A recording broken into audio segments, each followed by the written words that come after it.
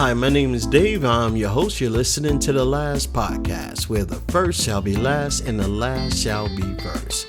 If this is your first time listening, welcome. And if you are returning, welcome back.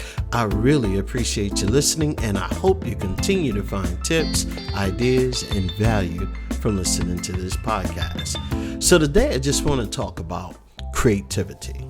And I'm going to tell you about this lady, Nora. She was like an ordinary woman living an ordinary life. At least that's what most people thought. Every day she followed a simple routine, pretty much like all of us. She wake up at 6:30 a.m., make coffee, walk her dog, Max, and get to a job as a receptionist and come home to eat dinner and watch TV. On the surface, there was nothing extraordinary about her or about her days.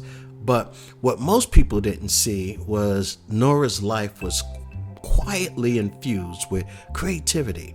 While brewing her morning coffee, Nora would hum little melodies she made up on the spot, right on the spot. And basically, she would just hum these all morning long. While walking Max, she basically would imagine stories about her neighbors that she passed, spinning tales of secret gardens, hidden messages, or time-traveling mailmen. Well, at work, she arranged the pens on her desk in colors of a rainbow and turned each phone call into a mini performance, cheerful, sincere, and often sprinkled with a little humor. Nora didn't paint. She didn't even write books. She wasn't a musician, but she lived creatively, and it made all the difference in her life. It was her creativity that helped her comfort a stressed coworker with a handmade note. It was her creativity that turned an awkward family dinner into a game night with made-up trivia questions. When life threw her challenges, like losing her apartment lease, she didn't panic. She thought creative and made a mood and then a dream space, and then eventually found a better place that she can actually afford. You know, Nora was creative, but creative in her own way. One day, a friend going through a burnout asked her, "How do you stay so energized, Nora?" She paused and then said with a smile, "I create every day, not just art, not just the art of life.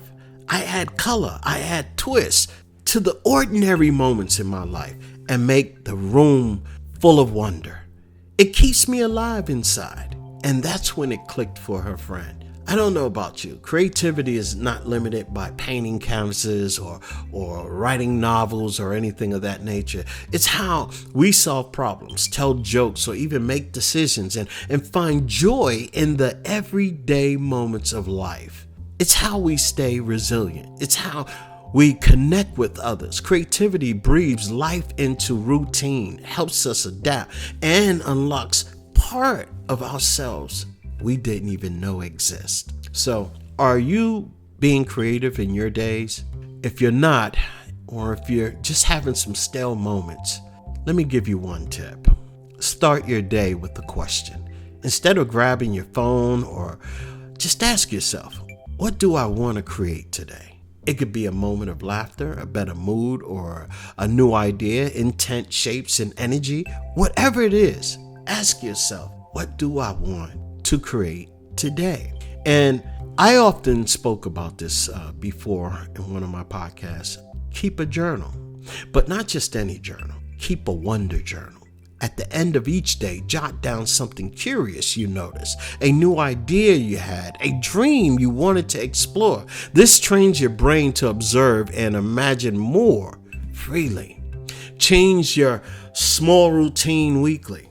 I mean, you can do this with simple ways. Brush your teeth with a non-dominant hand. Rearrange the corner of your room. Take a new route to work.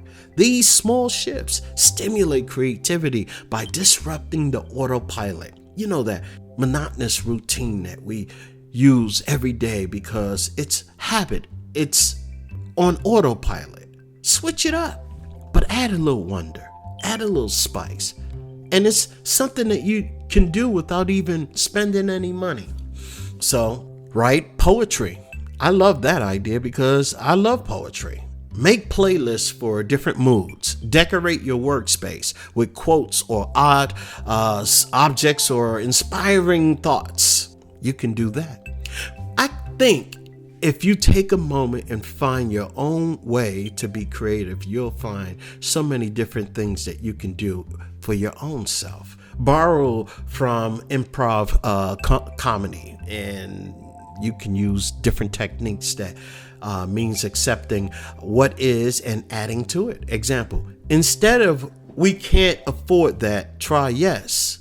And what if we find a or a low cost version of whatever it is that you want to try, or whatever it is that you want to do that you feel you can't afford? What would be the low cost version? Think creative, right? Sometimes I think when we see or think about creativity, we think about problem solving. But creativity is just that. It's being creative in the moment. It's being creative in the spirit of things that we do ordinarily every day. Next time you face a challenge, ask yourself, what's another way to see this? What would a 10-year-old do? What would a 50-year-old do?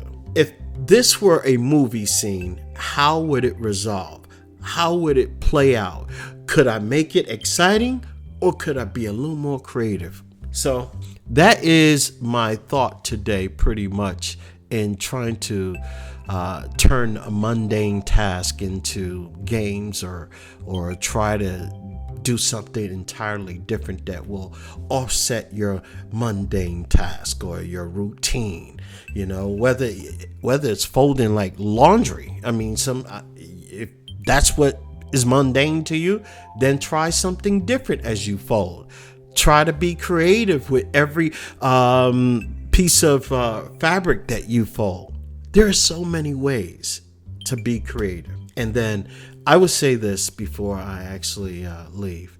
At the end of every day, ask yourself, where did I use creativity today? Moreover, how did I feel? What surprised me today? Start asking yourself these questions and answering them honestly, because creativity isn't something you have or don't have. It's something you use. Like Nora, you can definitely live life that feels richer, more meaningful, and more alive simply by choosing to show up with your imagination, curiosity, and playful moments. You don't need to be an artist. You just need to be willing to see life not only as something to be lived, but something to be shaped. So tomorrow, wake up and ask yourself, how will I shape my day today? My name is Dave. You're listening to The Last Podcast. Hey, do me a favor, subscribe, and go ahead and like this podcast. I thank you so much for listening.